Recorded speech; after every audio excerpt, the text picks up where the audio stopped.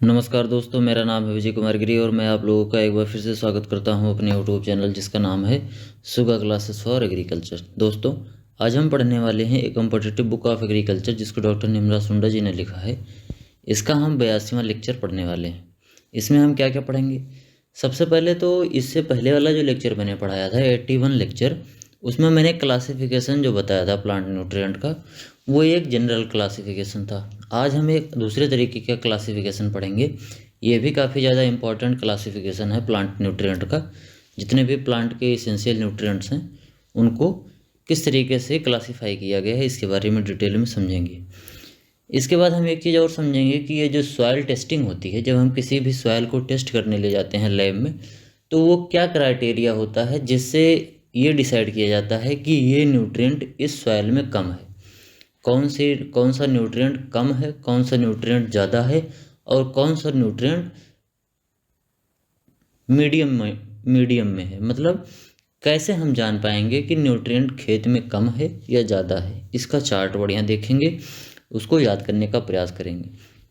इसके साथ साथ हम देखेंगे कि रोल ऑफ न्यूट्रिएंट, मतलब कि जो मेजर न्यूट्रिएंट्स हैं इसमें कौन कौन से न्यूट्रिएंट हैं और इन न्यूट्रिएंट्स का पौधों में क्या रोल है। ठीक, जैसे मान लो नाइट्रोजन है, फास्फोरस है, पोटास है, तो ये पौधों में किस तरीके से उपयोगी हैं और अगर इनकी कमी होगी तो किस तरीके के डेफिशिएंसी सिम्टम प्रोड्यूस होंगे और इससे इसकी कमी से, इन न्यूट्रिएंट्स की कमी से कौन कौन से पौधे में कौन सी डिजीज़ होती है, इन सब चीज़ों के बारे में डिटेल में समझेंगे।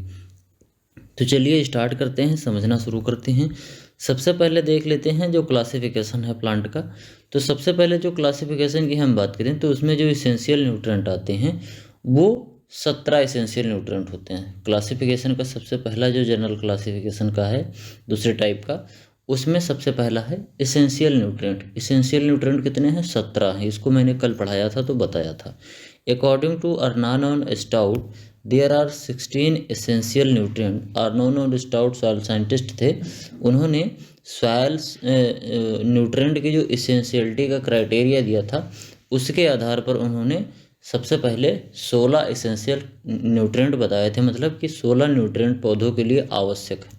ठीक, इसके बाद उसमें वो जो 16 उन्होंने बताया था उसमें क्या क्या था?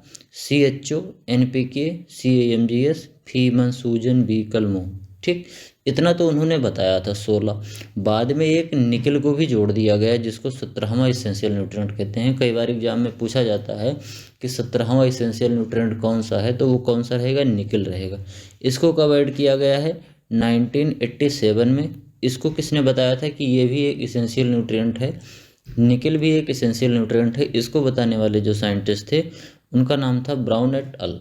ठीक, इन्होंने ही बताया था कि ये जो निकल होता है ये भी एक इसेंशियल न्यूट्रिएंट है, क्योंकि ये भी इसेंशियलिटी के वो तीनों क्राइटेरियाज पूरा करता है जिससे कि कोई एलिमेंट इन इसेंशियल एलिमेंट माना जाता है। अब देखो, जो क्राइटेरिया है essentiality of nutrient, plant nutrient, वो किस तरीके का है। जैसे कोई भी न्यूट्रिएंट प्लांट्स के लिए एसेंशियल है कि नहीं है, इसको हम जानने का कौन सा तरीका यूज करते हैं। इसके लिए 3 क्राइटेरिया दिया था अर्नोन और स्टाउट ने, जो कि 1939 में दिया गया था। अब 1939 में उन्होंने क्या दिया था इसको समझते हैं। They stated that plant can not be completed their life cycle without the deficiency or complete absence of a single nutrient among essential nutrients।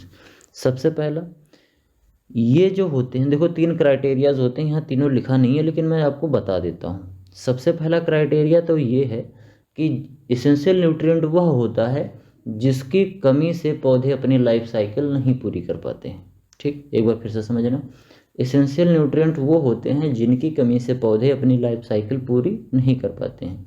अगर कोई एक न्यूट्रिएंट कम पड़ गया, ये जितने 17 न्यूट्रिएंट हैं इनमें में से अगर कोई एक न्यूट्रिएंट कम पड़ गया तो क्या हो जाएगा कि पौधा अपनी पूरी लाइफ साइकिल कंप्लीट नहीं कर पाएगा, बीच में ही वो डेड हो जाएगा। ठीक, अगर वो अब्सेंट हो जाए, बिल्कुल वो न्यूट्रिएंट ही निकाल दिया जाए। जो मैंने 17 न्यूट्रिएंट बताया, अगर इसमें 17 में से कोई एक न्यूट्रिएंट निकाल दिया जाए तो पौधा अपनी पूरी लाइफ साइकिल कंप्लीट नहीं कर पाएगा। फिर इसका जो दूसरा क्राइटेरिया है वो ये है कि किसी एक न्यूट्रिएंट की जगह कोई दूसरा न्यूट्रिएंट नहीं ले सकता। जैसे मान लो कि हमको अगर प्यास लगी है तो हमको कोई अगर पानी पिला दे तो अच्छी बात है। अगर पानी नहीं मिल रहा तो हमको कोई शरबत पिला दे तो भी हमारी प्यास मिट जाएगी। लेकिन इसेंशियलिटी में ऐसा नहीं है। अगर पौधे को नाइट्रोजन चाहिए तो हमको नाइट्रोजन ही देना है। नाइट्रोजन की जगह कोई और एलिमेंट, कोई और न्यूट्रिएंट हम नहीं दे सकते। अगर हम देंगे तो नाइट्रोजन की कमी पूरा नहीं होगा।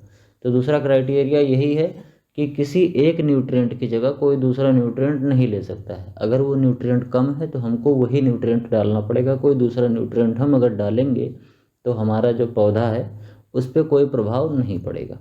ठीक, तो ये तो दो हो गए।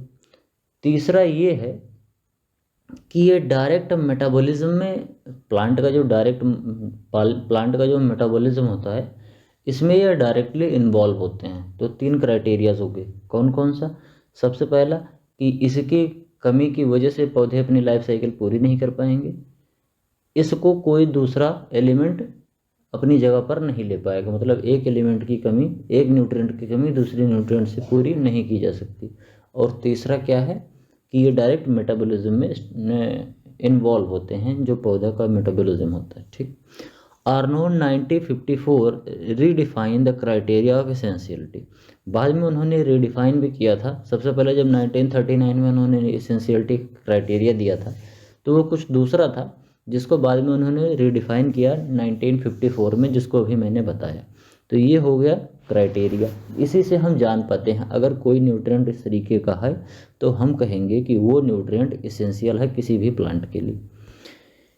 इसके बाद है लिविंग्स लॉ ऑफ मिनिमम। मतलब ये मिनिमम का लॉ है कि कोई न्यूट्रिएंट कितना, कम से कम कितना चाहिए कि हमारा जो पौधा है वो बिल्कुल अफेक्ट ना हो। ठीक, ये लॉ ऑफ मिनिमम है। जैसे मान लो कि मैंने कहा कि मुझे प्यास लगी है। ठीक, अब मुझे कितनी प्यास लगी है जिससे कम से कम कितना हम पानी पी लें कि जिससे हमारी जो प्यास है वो मिट जाए और हमारे और भी मेटाबॉलिज्म है, पाचन शक्ति है या हमारे बॉडी का टेम्परेचर है, मतलब कोई भी एडवर्स इफेक्ट ना पड़े। ठीक, कम से कम। नहीं तो अगर हम ज़्यादा पानी पी लेंगे तो एक तरीके से ऐसे समझो पानी की बर्बादी है। तो कम से कम कितने पानी में हम अपना प्यास बुझा सकते हैं बिना किसी भी अब्सेंट्स के, बिना किसी भी कमी के। मतलब कि पानी हम पी लें तो हमको कोई कमी ना रह जाए प्यास की, इतना। लेकिन ऐसा भी नहीं हो जाए कि जितना हमको चाहिए उससे ज़्यादा पी लें, तो पानी की बर्बादी है। इसी तरीके का लॉ ऑफ मिनिमम है। इसमें यह बताया गया था कि किसी प्लांट को कम से कम कितना न्यूट्रिएंट दे दिया जाए जिससे प्लांट के जो हेल्थ है और प्लांट का जो प्रोडक्शन है इस पर कोई भी एडवर्स इफेक्ट ना पड़े। According the growth of plant is limited by the plant nutrient present in smaller quantity, all other beings in adequate amount.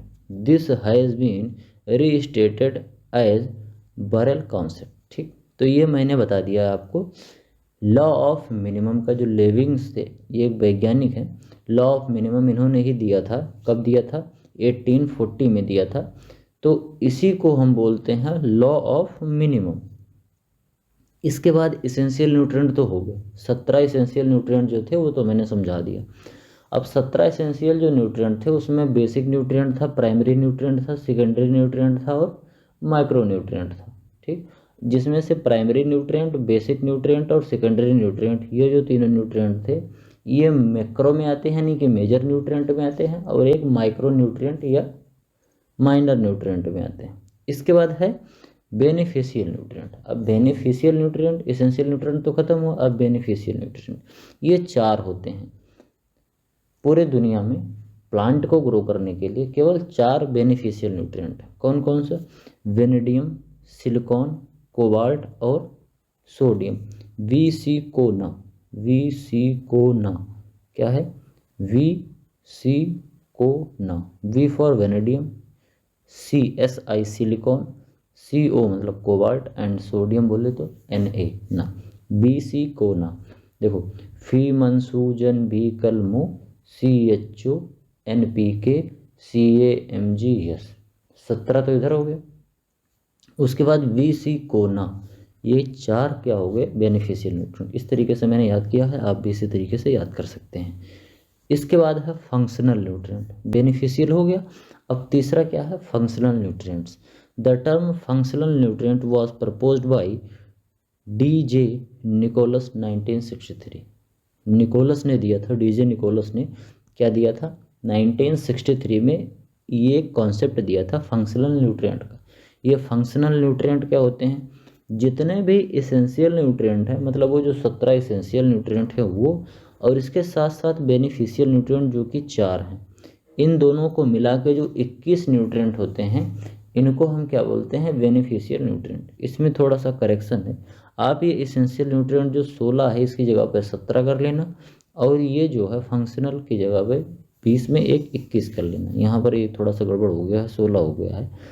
तो इसको क्या है फंक्शनल न्यूट्रिएंट कितने हैं 21, जिसमें से 17 तो इसेंशियल न्यूट्रिएंट है और 4 बेनिफिशियल न्यूट्रिएंट। बेनिफिशियल न्यूट्रिएंट और इसेंशियल न्यूट्रिएंट दोनों को जब हम ऐड कर देते हैं तो हमको क्या मिल जाता है फंक्शनल न्यूट्रिएंट मिलता है। इंक्लूड्स ऑल 16, इसको 17 कर लेना, include all 17 essential nutrients in addition to 4 beneficial nutrients CA-BC को न collectively known as functional nutrient. मतलब इन बेनिफिशियल न्यूट्रिएंट और इसेंशियल न्यूट्रिएंट दोनों को ऐड कर दोगे तो क्या मिल जाएगा फंक्शनल न्यूट्रिएंट आपको मिल जाएगा। इसके बाद हम बात करें essential element and there form of availability. जो इसेंशियल न्यूट्रिएंट हैं पौधों के लिए, जो इसेंशियल न्यूट्रिएंट है 17, ये पौधों को किस तरीके से प्राप्त होते हैं और इनका कंसंट्रेशन पौधों में कितना होता है। ठीक जैसे कि मैंने बताया कि कोई भी न्यूट्रिएंट, जब मैं पहले पढ़ाया था तो मैंने बताया था कल वाले लेक्चर में कि कोई भी प्लांट जब किसी न्यूट्रिएंट को लेता है तो वो आयन फॉर्म में लेता है। ठीक, डायरेक्टली नहीं ले पाता। जैसे सल्फर को सल्फर में नहीं लेगा, वो सल्फर डाइऑक्साइड फॉर्म में लेगा। नाइट्रोजन को वो डायरेक्ट नाइट्रोजन फॉर्म में नहीं लेगा, उसको नाइट्राइट या फिर अमोनिकल फॉर्म में लेगा। इस तरीके से वो जितने भी इसेंशियल न्यूट्रिएंट हैं सबको अलग अलग तरीके से पौधे लेते हैं। उसी के बारे में हम पढ़ेंगे और ये भी जानेंगे कि प्लांट के अंदर किस न्यूट्रिएंट का कितना कंसंट्रेशन होता है तो उसको अच्छा माना जाता है। ठीक, सबसे जो बेसिक न्यूट्रिएंट है प्लांट के अंदर वो है कार्बन, हाइड्रोजन और ऑक्सीजन, जिसमें जो कार्बन है इसका कंसंट्रेशन लगभग 45% होता है। किसी भी प्लांट के अंदर नियर अबाउट 45% जो उसका कंसंट्रेशन होता है वो कितना होता है, वो 45% होता है। और ये 45% कार्बन पौधों में आता कहाँ से है, वो कार्बन डाइऑक्साइड से आता है। जो पौधे कार्बन डाइऑक्साइड फोटोसिंथेसिस में एब्जॉर्ब करते हैं उसी में से पौधे कार्बन निकालते हैं, जिसको बाद में कार्बोहाइड्रेट बनाने में, प्रोटीन बनाने में और बाकी न्यूट्रिएंट बनाने में वो यूज करते हैं। बेसिकली ऐसे समझो कि प्लांट के अंदर लगभग 45% कार्बन पाया जाता है। फिर हाइड्रोजन, हाइड्रोजन प्लांट के अंदर 6% होता है और ये इसको पौधे लेते किस फॉर्म में है, पानी के रूप में, H2O, यहाँ से हम पौधों को हाइड्रोजन मिल जाता है। उसके बाद है ऑक्सीजन। ऑक्सीजन का पौधों में कंसंट्रेशन 45 होता है, मतलब जितना कार्बन डाइऑक्साइड जितना कार्बन उतना ही ऑक्सीजन। ऑक्सीजन भी कितना होता है, 45 होता है। अब दोनों को अगर हम ऐड कर दें, 45% जो ये ऑक्सीजन होता है ये कहाँ से मिलता है, एक तो जो पौधे रेस्पिरेशन करते हैं वो वाला ऑक्सीजन पा लेते हैं, एनवायरनमेंट से ऑक्सीजन लेते हैं, और दूसरा जल यानी कि H2O यानी कि पानी से और ऑक्सीजन से, ये दो चीज़ें पौधे पा जाते हैं। अब जैसे मैंने कल बताया था कि मोर देन 80 to 90% यही जो दोनों बेसिक न्यूट्रिएंट हैं तीनों यही पौधे के अंदर होते हैं। ऐड करके देख लो, ये 45 और 45 90 हो गया और 6 96, लगभग 96%। ठीक, कहीं 90% मिलता है, कहीं 96% मिलता है। पौधे टू पौधे वो मतलब प्लांट टू प्लांट वेरी करता है, किसी प्लांट में कम होता है, किसी प्लांट में ज़्यादा होता है, लेकिन ये 90% से ऊपर ही सब में रहता है। तो जैसे यहाँ आप देख पा रहे हैं लगभग 96% क्या है, केवल बेसिक न्यूट्रिएंट से मिलकर बना है। बाकी जो 4% है इसमें सब कुछ है बिल्कुल, और जितने बच रहे हैं एसेंशियल न्यूट्रिएंट वो सब इसी के अंदर आते हैं, तब पूरा अपना प्लांट बन के तैयार होता है। तो बेसिक न्यूट्रिएंट हो गया। अब प्राइमरी न्यूट्रिएंट की बात करते हैं, जो कि नाइट्रोजन, फास्फोरस और पोटास, ये तीन हमारे जो है ये प्राइमरी न्यूट्रिएंट है। इसका जो कंसंट्रेशन होता है वो इस तरीके से होता है, जैसे अपना नाइट्रोजन है, नाइट्रोजन का कंसंट्रेशन जो है 1.5% होता है, मतलब पौधों के अंदर 1.5% ही नाइट्रोजन पाया जाता है। ये किस तरीके से लेते हैं? ज़्यादातर तो ये नाइट्रेट के रूप में लेते हैं, और किसी किसी प्लांट में अमोनिकल फॉर्म में लेते हैं। अमोनिकल फॉर्म में देखो, एक तो आलू में लेते हैं, उसके बाद और एक तो आलू है अमोनिकल फॉर्म में एब्जॉर्ब करता है, और एक है आपका धान। ये कुछ ऐसे पौधे हैं जो अमोनिकल फॉर्म में लेते हैं नाइट्रोजन को, नहीं तो अधिकतर सब NO3- के रूप में लेते हैं। बोले तो ये कैटायन फॉर्म में एनायन फॉर्म में लेते हैं। देखो एनायन और कैटायन कैसे याद कर सकते हो? ऋणात्मक और धनात्मक। एक तो एनायन बोले तो एनायन में ए आता है, ए से अमिताभ बच्चन, ठीक। और कैटायन में के फॉर कटरीना कैफ, दोनों मान लो, ठीक। अब एक तरीके से ऐसे समझो कि जो माइनस है उसका समय चला गया, तो एनायन बोले तो अमिताभ बच्चन, इनका समय चला गया है, क्योंकि अब ये धीरे धीरे बुढ़े हो गए हैं, इनका स्टारडम जो था पहले वो ख़त्म हो चुका है, तो इसको माइनस मान लो। कैटायन कैटरीना कैफ, वो अब इस समय फॉर्म में है, तो उसको प्लस मान लो, ठीक। अब देखो मैंने यार अभी इस समय वो फॉर्म में हो सकता है ना हो, इसको मैंने इस तरीके से याद किया था जब मेरे सर जी पढ़ाया करते थे, मैं 9th में था, तब उन्होंने बताया था इस तरीके से याद कर सकते हो। तो मुझे मतलब वही तब याद हो गया, अभी याद है, अब तो कन्फ्यूज़न भी नहीं होता है। तो आपको भी कन्फ्यूज़न ना हो, इस तरीके से समझो, anion minus Amitabh Bachchan, cation Katrina plus, ठीक, इस तरीके से याद कर सकते हो। तो नाइट्रोजन नाइट्रेट फॉर्म में और अमोनिकल फॉर्म में पौधे लेते हैं, पौधों के अंदर 1.5% पाया जाता है। इसके बाद अगर हम बात करें तो फॉस्फोरस है। फॉस्फोरस 0.2% पाया जाता है। अब 0.2% इतना कम है, इसको किस तरीके से लेते हैं? एक तो है H2PO4 और एक है HPO-2, इस फॉर्म में लेते हैं पौधे फॉस्फोरस को, और पोटास को K+ फॉर्म में लेते हैं, ठीक। जिसको प्लस फॉर्म में लेंगे उसको कैटायन बोलेंगे, और जिसको माइनस फॉर्म में लेंगे उसको हम एनायन बोलेंगे। अब पोटेशियम कितना परसेंट होता है? लगभग 1% होता है। पौधों के अंदर इसका कंसंट्रेशन लगभग 1% होता है। अगर 100 किलो का पौधा है तो लगभग 1 किलो उसके अंदर क्या होगा? फॉस्फोरस होगा, तो सॉरी पोटेशियम होगा। इसके बाद हम बात करेंगे सेकेंडरी न्यूट्रिएंट की। इसेंशियल न्यूट्रिएंट हो गया, बेसिक न्यूट्रिएंट हो गया, प्राइमरी न्यूट्रिएंट हो गया, अब सेकेंडरी न्यूट्रिएंट। सेकेंडरी न्यूट्रिएंट में कैल्शियम, मैग्नीशियम और सल्फर आता है, Ca, Mg और S, ये 3 आते हैं। तो कैल्शियम का जो कंसंट्रेशन होता है वो 0.5% होता है, और इसका फॉर्म ऑफ अपटेक क्या है? ये Ca++ फॉर्म में लेते हैं, यानी कि Ca+2 आयन में लेता है, बोले तो धनात्मक आयन के तरीके से इसको एब्जॉर्ब करता है। मैग्नीशियम 0.2% पौधों के अंदर पाया जाता है, और इसको भी Mg++ फॉर्म में ही लिया जाता है।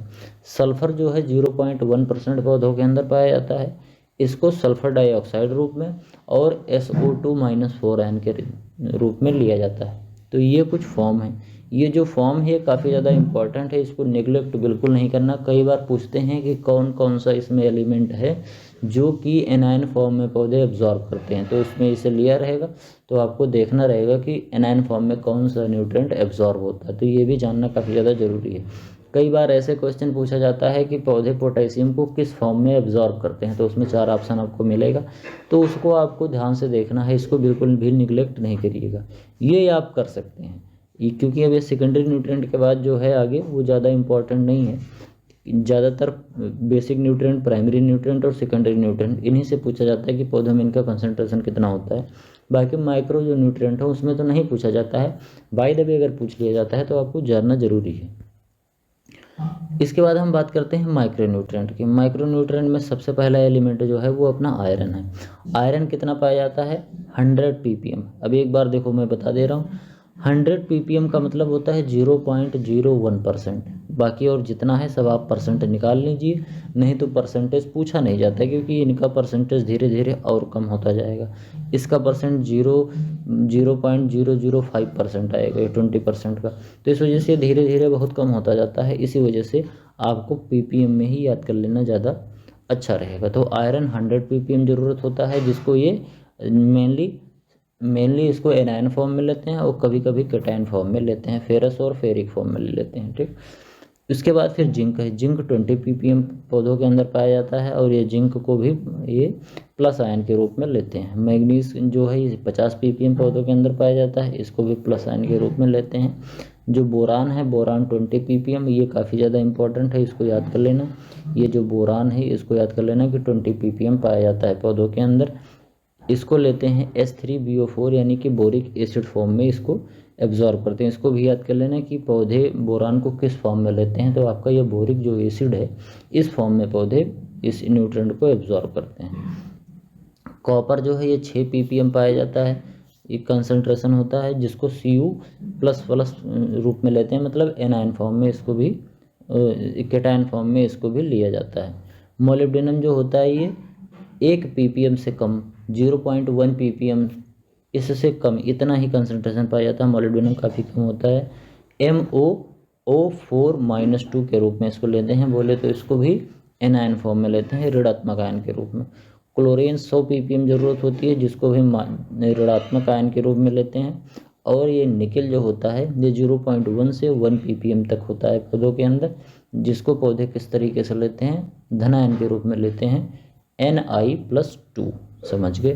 तो ये तो हो गया माइक्रोन्यूट्रिएंट पौधे में किस तरीके से जाते हैं और पौधों में कितना कंसंट्रेशन पाया जाता है।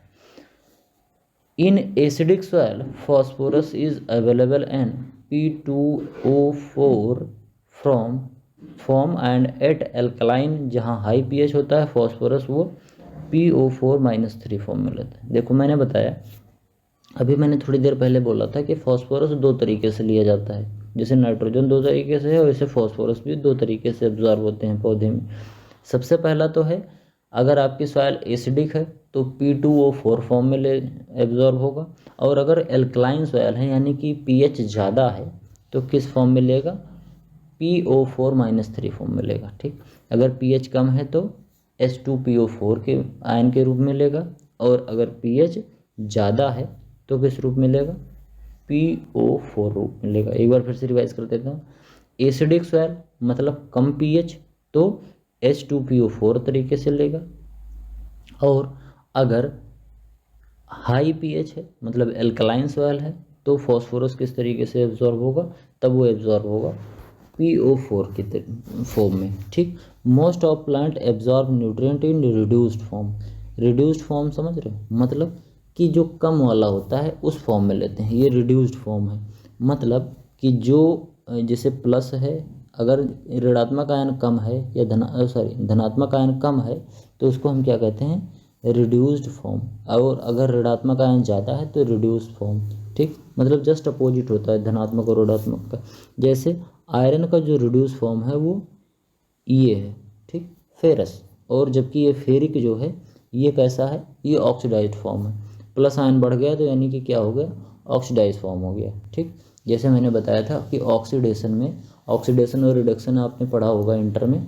ऑक्सीडेशन में ऑक्सीजन जुड़ता है या धनात्मक आयन जुड़ता है ऑक्सीडेशन में, तो ऑक्सीडेशन हो रहा है तो धनात्मक आयन जुड़ गया। ठीक, क्योंकि यहाँ 2 ही आयन था, यहाँ 3 आयन हो गया, तो ये ऑक्सीडाइज फॉर्म है। तो ज़्यादातर जो पौधे हैं अगर उनके पास ऑप्शन होता है रिड्यूस फॉर्म और ऑक्सीडाइज फॉर्म में पौधों प्लांट न्यूट्रिएंट को एब्जॉर्ब करने का, तो पौधे यही प्रेफर करते हैं कि वो रिड्यूस फॉर्म वाले को ही एब्जॉर्ब करें। जैसे आयरन को एब्जॉर्ब करना होगा तो इन दोनों में किसको प्रेफर करेंगे, फेरस को, फेरिक को, इसको नहीं ज़्यादा प्रेफर करेंगे। और अगर मैग्नीज को एब्जॉर्ब करना हुआ तो इसको प्रेफर करेंगे, Mn+2 को, इसको नहीं प्रेफर करेंगे। करते हैं इसको लेकिन कम प्रेफर करते हैं, ज़्यादातर किसको प्रेफर करेंगे, रिड्यूस फॉर्म को ही प्रेफर करते हैं। इसके बाद soil test rating chart for available nutrient. जितने भी अवेलेबल न्यूट्रिएंट होते हैं प्लांट के अंदर, उसको जब हम सॉइल टेस्टिंग चार्ट में देखते हैं तो कितना कितना होता है। कैसे हम जान पाते हैं कि किसी भी न्यूट्रिएंट का जो रेट है वो लो है, सॉइल के अंदर लो अमाउंट में है, या मीडियम अमाउंट में है, या फिर हाई अमाउंट में है, इसको हम किस तरीके से जानेंगे, इसका ये चार्ट है। जैसे अपना कार्बन है, ये है ऑर्गेनिक कार्बन, ये कंपाउंड होता है, ऑर्गेनिक कंपाउंड बना के ये पौधे के अंदर रहता है। ये कितना पाया जाता है, देखो इसको वेरी कर सकता है, कई जगह पर ये कुछ और लिखा है, कई जगह पर कुछ और लिखा है। मैंने अपना रिसर्च किया, जो मुझे सबसे ज़्यादा ऑथेंटिक लगा उसको मैंने यहाँ लिखा है। अगर मान लीजिए एग्ज़ाम में आएगा और आपको एग्जैक्ट ये वैल्यू नहीं मिलती है तो इसके नियर अबाउट जो सबसे करीबी वाली वैल्यू होगी वो आपका राइट आंसर हो जाएगा। ये सबसे बेसिक सा डिफरेंस है, इसको आप याद कर लीजिए। जब आपके ऑप्शन वहाँ मिलेंगे तो ऑप्शन में अगर मान लो कि सबसे नियर अबाउट वाला जो आंसर होगा उसको मान लो। जैसे मान लो अगर ये मिल गया डिट्टो तब तो ठीक है, अगर ऐसा नहीं मिला तो यही आप तरीका अपनाएंगे कि जो सबसे मिनिमम होगा, मतलब जो आसपास में होगा, उसको आप टिक लगाएंगे। तो चलिए समझते हैं। जो कार्बन होता है वो 58 54 58 रूप में होता है। 58 मतलब समझ रहे हो, मतलब 0.5 50 पैसे, और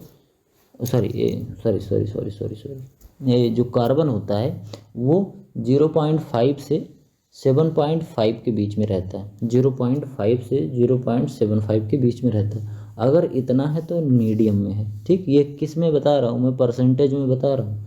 अगर 0.5% से लेके 0.75% के बीच में है सॉइल के अंदर कार्बन, तो हम बोलेंगे कि हमारा कार्बन पौधों में मीडियम रेट में है। अगर 0.5 से कम हो गया तो बोलेंगे लो है, और अगर 0.75 से ज़्यादा हो गया तो क्या बोलेंगे कि हाई अमाउंट में है, मतलब पर्याप्त मात्रा में कार्बन सॉइल के अंदर मौजूद है।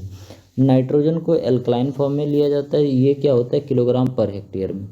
अब देखो, अगर नाइट्रोजन जो है वो किसी भी खेत में 240 से 480 किलोग्राम पर हेक्टेयर अगर अवेलेबल है, ठीक, एक बार फिर से समझना।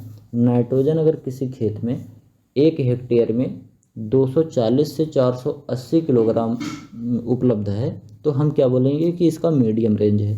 जबकि इसका लोअर रेंज 240 से अगर कम है, 240 किलोग्राम पर हेक्टेयर से अगर नाइट्रोजन कम है सॉइल के अंदर तो हमको सॉइल में देना पड़ेगा। और अगर 480 से ऊपर है तो हम बोलेंगे कि नाइट्रोजन बहुत ज़्यादा है, इसमें नाइट्रोजन देने की ज़रूरत नहीं पड़ेगी। फॉस्फोरस का जो रेंज है वो भी किलोग्राम पर हेक्टेयर में है। सबका किलोग्राम पर हेक्टेयर में है, किसी किसी का मिलीग्राम पर हेक्टेयर में है, और कार्बन का जो है वो परसेंटेज में है। ठीक, तो ये एक सेकंड, तो आपका जो फॉस्फोरस है, फॉस्फोरस 11 से 22 किलोग्राम पर हेक्टेयर इसका मीडियम रेंज है। 11 है, 11 से कम हो जाएगा तो लो में चला जाएगा, 22 से ऊपर चला जाएगा तो हाई में चला जाएगा। पोटेशियम की अगर हम बात करें तो 110 से 280 के बीच में होता है। 110 से कम है तो लो रेंज में है, और 280 से ऊपर है तो हाई रेंज में है। ठीक, तो ये 3 चीज़ें तो काफ़ी ज़्यादा ज़रूरी थी, 4 चीज़ें कार्बन, नाइट्रोजन, फॉस्फोरस और पोटास। इतना तो जानना बहुत ही ज़्यादा ज़रूरी था, इसको आप याद कर लीजिए। इतना जो है इसमें, ये इतना आपको ये बिल्कुल टिप पर होना चाहिए। इससे क्वेश्चन AFO में भी कई बार पूछा गया है, तो आपको इसको जानना ज़्यादा ज़रूरी है। इसके बाद कैल्शियम है, अमोनियम एसीटेट जिसको बोलते हैं। ये अगर डेढ़ P+ आए, ये calcium P+ kilogram per hectare, ये पर किलोग्राम, अगर 1 किलोग्राम में P+ इतना है, 1.5 है, तो हम बोलेंगे लो है। 1.5 से ज़्यादा है तो बोलेंगे हाई है। सल्फर 22.4 से 35 के बीच में रहेगा तो मीडियम है, 22 से कम रहेगा तो लो है, और 25 से 35 से ऊपर होगा तो हाई है। इस तरीके से मैग्नीशियम है, फिर जिंक है, जो मैग्नीशियम है, मैग्नीशियम अगर 1 है तो मतलब लो है, और 1 से ज़्यादा है तो मतलब हाई है। आयरन जो है वो आपका 4.5 to 9%, ये मीडियम रेंज है, और 4.5 से कम है तो लो, और 9 है, अगर 9 से ज़्यादा है तो हाई में जाएगा। इसके बाद आपका मैग्नीज है। मैग्नीज 3.5% से लेकर 3.5 से लेकर 7 तक, ये मिलीग्राम पर किलोग्राम, इतने मिलीग्राम पर किलोग्राम अगर न्यूट्रिएंट है सॉइल के अंदर तो हम मान लेंगे कि हाँ मैग्नीज है। कॉपर 0.1 से 0.4% अगर मिलीग्राम, अगर 1 किलोग्राम सॉइल में इतना मिलीग्राम ये चीज़ें पाई जाती हैं तो हम बोलेंगे कि ये मीडियम रेंज है, और इसका जो अंतिम वाला है इससे कम हो जाएगा तो लो में चला जाएगा, और इससे ऊपर चला जाएगा तो हाई में चला जाएगा। आप देख लीजिए इसको ध्यान से, ये ऊपर जो 4 हैं उसको मैंने बता दिया, बाकी जो है वो आप देख लीजिए किस तरीके से है, याद कर लीजिए, बाकी इम्पोर्टेंट नहीं है। ज़्यादातर इम्पोर्टेंट यही ऊपर वाले 4 थे जो मैंने आपको बता दिए। अब इसके बाद हम बात करेंगे रोल ऑफ न्यूट्रिएंट की। रोल ऑफ न्यूट्रिएंट बोले तो कौन सा न्यूट्रिएंट प्लांट में कौन सा रोल प्ले करता है, इसके बारे में जानेंगे। तो सबसे पहला जो न्यूट्रिएंट है वो आपका है नाइट्रोजन। नाइट्रोजन क्या है, important green colour to plant, plant के अंदर जो ग्रीन कलर होता है वो किसकी वजह से आता है, नाइट्रोजन की वजह से आता है, पौधे को हरा करने में काफ़ी ज़्यादा ज़रूरी होता है। इनक्रेज वेजिटेटिव ग्रोथ, जब न्यूट्रेंट होता है नाइट्रोजन, नाइट्रोजन न्यूट्रिएंट पौधों के अंदर एबंडेंट मात्रा में पाया जाता है, तो पौधों का जो वेजिटेटिव ग्रोथ है वो बहुत अच्छी तरीके से होता है। It is present in most of substance of cell, मतलब सेल के ज़्यादातर सब्सटेंस में ये पाया जाता है नाइट्रोजन। नाइट्रोजन हमारे जो सेल होती है, चाहे वो ह्यूमन सेल हो चाहे प्लांट सेल हो, दोनों के अंदर नाइट्रोजन काफ़ी अच्छी मात्रा में पाया जाता है। Nitrogen essential constituents of protein, protein जो होती है उसके अंदर भी नाइट्रोजन होता है।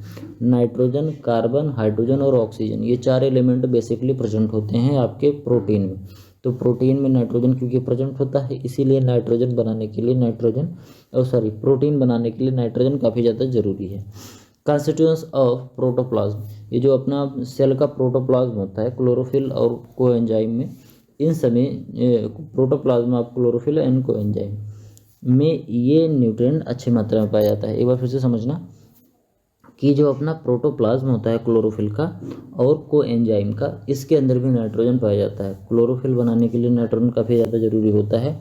क्लोरोफिल का जो मैंने फार्मूला पढ़ाया है, ये निमरा सुंडा जी की बुक में मैं पढ़ाते आ रहा हूँ। क्लोरोफिल का फार्मूला मैंने एक जगह पढ़ाया है, तो उसमें ये लिखा गया है कि उसमें आप देखेंगे तो उसमें आपको नाइट्रोजन भी मिलेगा जो उसके फार्मूले में। तो मतलब क्लोरोफिल नाइट्रोजन जो है वो क्लोरोफिल में काफ़ी अच्छी मात्रा में पाया जाता है। और इसके साथ साथ ये जो ऑक्सिन हार्मोन होता है, एक ग्रोथ हार्मोन होता है जो कि किसी भी नोड के टिप पे पाया जाता है, बिल्कुल ऊपरी पार्ट पे, पुलुई भी जिसको हम कहते हैं, पाया जाता है। जैसे अभी कोई पौधा है तो सबसे पौधे का जो ऊपरी भाग होगा जो बहुत मुलायम सा होता है, जो बहुत तेज़ी से बढ़ता है, वहाँ पर ऑक्सिन हार्मोन पाया जाता है। तो ऑक्सिन के सिंथेसिस में भी नाइट्रोजन का काफ़ी अच्छा रोल होता है। तो एक बार फिर से रिवाइज करते हैं क्या क्या काम करता है। सबसे पहले तो ये वेजिटेटिव ग्रोथ को इनकरेज करेगा और इसकी वजह से पौधों में हरा रंग होता है। प्रोटीन का एक अच्छा सोर्स होता है, मतलब प्रोटीन के अंदर भी नाइट्रोजन पाया जाता है। सेल के अंदर अबेंडेंट मात्रा में ये प्रेजेंट होता है, चाहे वो ह्यूमन सेल हो चाहे वो प्लांट सेल हो।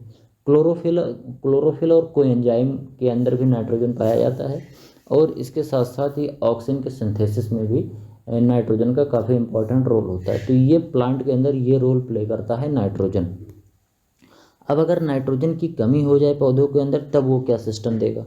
अगर डिफिशियंसी हो जाए तो लोअर लीफ बिकम येलो, जो पौधे की लोअर लीफ होगी, मतलब जैसे मान लो एक पौधा है तो पौधे में से ढेर सारी पत्तियां निकली होती हैं, तो जो सबसे पहले सिम्टम दिखेगा ये इन पत्तियों पर दिखेगा। उसके बाद तो धीरे धीरे ऊपर बढ़ेगा, लेकिन सबसे पहले कहाँ दिखेगा, जो अपनी पुरानी पत्तियां हैं, चाहे ओल्ड लीफ बोल दो और चाहे लोअर लीफ बोल दो, दोनों बात एक ही है, क्योंकि जो सबसे नीचे वाली पत्तियां होती हैं वही सबसे पहले आती भी हैं, इसीलिए उनको ओल्डर लीफ या लोअर लीफ दोनों एक ही बात है। तो आपकी जो लोअर लीफ होती है उसमें सबसे पहले तो येलोइश कलर होगा और धीरे धीरे उसका मतलब जो हरापन है वो धीरे धीरे कम, हरा है फिर धीरे धीरे उसका हरापन कम होता जाएगा और पीलापन बढ़ता जाएगा। तो ये सिम्टम होता है कि हमारा जो प्लांट है इसके अंदर नाइट्रोजन की डेफिशिएंसी हो रही है।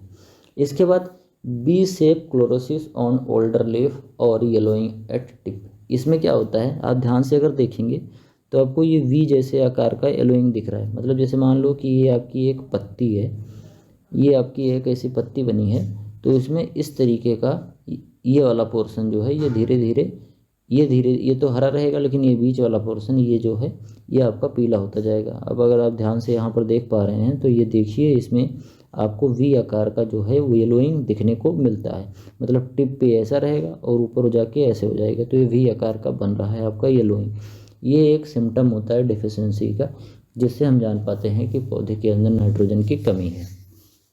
इसके बाद अगर हम डिजीज़ की बात करें तो कौन से पौधे में इसकी इम्पॉर्टेंट डिजीज़ होती है, starvation disease to the nitrogen deficiency. Starvation disease मतलब पौधा बढ़ना बंद हो जाएगा, स्टारवेशन हो जाएगा, रुक जाएगा, उसकी ग्रोथ रुक जाएगी, पौधा बढ़ेगा नहीं, ना बढ़ेगा और ना ही उसके अंदर प्रॉपर फ्लावरिंग फ्रूटिंग होगी। इसीलिए नाइट्रोजन को काफ़ी इंपॉर्टेंट न्यूट्रिएंट माना जाता है। स्टारवेशन मतलब रुक जाएगा, पौधा ना बढ़ेगा, ना उसमें ग्रोथ होगी, ना कोई डेवलपमेंट होगा, ना फ्लावरिंग होगी, ये सब चीज़ें प्रभावित होती हैं। कॉलीफ्लावर में बात करें तो बटनिंग वाली प्रॉब्लम आती है। ये बटन जैसा देखो, ये छोटे छोटे जैसे बटन जैसा ये गोभी हो गया है, जबकि गोभी एक ऐसे होता है ना, बिल्कुल बंच में बिल्कुल कसा हुआ फूल होना चाहिए। अगर ऐसा नहीं है तो मतलब क्या हो रहा है कि हमारी जो सॉइल है इसके अंदर नाइट्रोजन की कमी है। इसके बाद जो अगला न्यूट्रिएंट है वो है फॉस्फोरस। फॉस्फोरस क्या है? सबसे पहला इसका रोल होता है, ये डिजीज रेजिस्टेंस प्रोवाइड करता है। जिस पौधे में फॉस्फोरस की कमी होगी वो डिजीज से लड़ नहीं पाएगा। ऐसे समझो कि वैक्सीन का काम करता है पौधों के लिए। तो फॉस्फोरस क्या है? पौधों को डिजीज रेजिस्टेंस ही देता है। इन्हांस न्यू सेल फॉर्मेशन, नए नए सेल की नई नई कोशिकाओं के निर्माण में काफ़ी ज़्यादा इंपॉर्टेंट रोल प्ले करता है। और नेसेसरी फॉर रूट डेवलपमेंट, इसके साथ साथ ये रूट के डेवलपमेंट में भी काफ़ी ज़्यादा ज़रूरी होता है। ये चीज़ आप दो चीज़ें तो ज़्यादा ज़रूरी है। सबसे पहला डिजीज रेजिस्टेंसी देता है, और रूट के डेवलपमेंट में फास्फोरस काफ़ी ज़्यादा इंपॉर्टेंट रोल प्ले करता है। नाइट्रोजन ग्रीन रोल के लिए, मतलब पौधा ग्रीन हो, अच्छे से ग्रो करे, उसके लिए। फॉस्फोरस जड़ के अच्छे से ग्रोथ के लिए, क्योंकि जब जड़ अच्छे से ग्रो होगी तभी पौधा और भी बाकी जो न्यूट्रिएंट है उसको एब्जॉर्ब कर पाएगा, पानी एब्जॉर्ब कर पाएगा, अच्छे से खड़ा रह पाएगा, नहीं तो उखड़ जाएगा। तो फॉस्फोरस इस वजह से काफ़ी ज़्यादा ज़रूरी होता है। Require for grain formation and maturity of grain, grain formation में और ग्रेन की मैच्योरिटी में भी ये काफ़ी ज़्यादा इंपॉर्टेंट रोल प्ले करता है। Phosphorus is essential constituents of nucleic acid and phytin. Phytin और न्यूक्लिक एसिड जो होता है इसके अंदर भी फॉस्फोरस एक इम्पॉर्टेंट कॉन्स्टिट्यूएंट्स होता है। Most essential function are energy storage and transfer of energy. जो एटीपी होता है, एडेनोसिन ट्राईफॉस्फेट, और एडीपी एडेनोसिन डाईफॉस्फेट, ये एटीपी और एडीपी होता है जिनको एनर्जी करेंसी बोलते हैं। ऊर्जा के सिक्के आपने इंटर में पढ़ा होगा, ऊर्जा के सिक्के एटीपी और एडीपी क्यों बोलते हैं? क्योंकि जब फोटोसिंथेसिस होता है या रेस्पिरेशन होता है या कोई भी मेटाबॉलिज्म होता है प्लांट के अंदर, तो यही दोनों होते हैं जो एनर्जी को एक जगह से दूसरी जगह पर लेके जाते हैं। और केवल उसमें नहीं, हमारी बॉडी में भी एटीपी और एडीपी ही एनर्जी को स्टोर करके रखते हैं माइटोकॉन्ड्रिया के अंदर। वहाँ से फिर क्या होता है कि हमको एनर्जी मिलती रहती है। तो ये एनर्जी स्टोरेज में भी काफ़ी ज़्यादा इंपॉर्टेंट रोल प्ले करते हैं। तो फिर से एक बार रिवाइज करता हूँ। डिजीज रेजिस्टेंसी देते हैं, सेल फॉर्मेशन में उपयोगी होते हैं, रूट का डेवलपमेंट अच्छे से करते हैं, और इसके साथ साथ ग्रेन की फॉर्मेशन और मैच्योरिटी में ज़्यादा इंपॉर्टेंट रोल प्ले करते हैं। और एनर्जी का सिक्के जो एटीपी और एडीपी होता है इनको भी बनाने में ये सहायक होते हैं। तो ये हो गया आपका फॉस्फोरस का रोल। अब इसकी अगर डिफिशियंसी हो जाए तो फिर क्या सिस्टम होगा? अगर फॉस्फोरस की डिफिशियंसी होती है तो due to deficiency of single element phosphorus the life cycle of plant can not be completed hence. मतलब इतना ज़्यादा इंपॉर्टेंट है कि अगर फॉस्फोरस की कमी हो जाए तो लाइफ साइकिल पौधे की पूरी नहीं होगी। वैसे एसेंशियल न्यूट्रिएंट सभी हैं, लेकिन ये बहुत ज़्यादा न्यूट्रिएंट है कि बहुत ज़्यादा इंपॉर्टेंट है। इंपॉर्टेंट तो सभी हैं जितने एसेंशियल न्यूट्रिएंट हैं, लेकिन फॉस्फोरस सबसे ज़्यादा इंपॉर्टेंट इस वजह से है क्योंकि अगर इसकी कमी हो जाएगी तो एटीपी और एडीपी जो ऊर्जा के सिक्के हैं ये काम नहीं कर पाएंगे। तो ऐसे समझो कि प्लांट के अंदर एनर्जी ही नहीं रहेगी। तो प्लांट के अंदर एनर्जी नहीं रहेगी तो ना तो फोटोसिंथेसिस कर पाएगा, ना रेस्पिरेशन कर पाएगा, ना तो एनर्जी स्टोर कर पाएगा, ना तो ही ग्रो कर पाएगा, कुछ नहीं कर पाएगा। तो इसी वजह से ये बहुत ज़्यादा ज़रूरी होता है। ठीक, इसीलिए इसको बोलते हैं की ऑफ लाइफ। प्लांट के लिए की ऑफ लाइफ किसको बोलते हैं? फॉस्फोरस को। काफ़ी ज़्यादा इंपॉर्टेंट क्वेश्चन है कि for the plant which element is which nutrient is known as key of life. तो की ऑफ लाइफ किसको बोलते हैं? फॉस्फोरस को। Deficiency impart dark green colour in leaves. आप देखेंगे ये ग्रीन कलर जो है वो बहुत ज़्यादा डार्क है और फिर ब्राउजिंग होने लग रही है। देखो ये धीरे धीरे किनारे किनारे पर ये ब्राउजिंग हो रही है जो आपकी पुरानी लीफ होती हैं। इसके बाद रेड पर्पल कलर का इसमें कलरेशन होता है, जैसे मेज की जो पत्तियाँ होती हैं उसमें पर्पल कलर का कलरेशन देखने को मिलता है अगर आपकी फास्फोरस की डेफिशिएंसी हो रही है। ठीक, एक बार फिर से बताता हूँ। इसकी जो डेफिशिएंसी होती है तो सबसे पहले जो आपका ग्रीन कलर है वो बहुत डार्क ग्रीन कलर का हो जाएगा। इसके बाद फिर क्या होगा?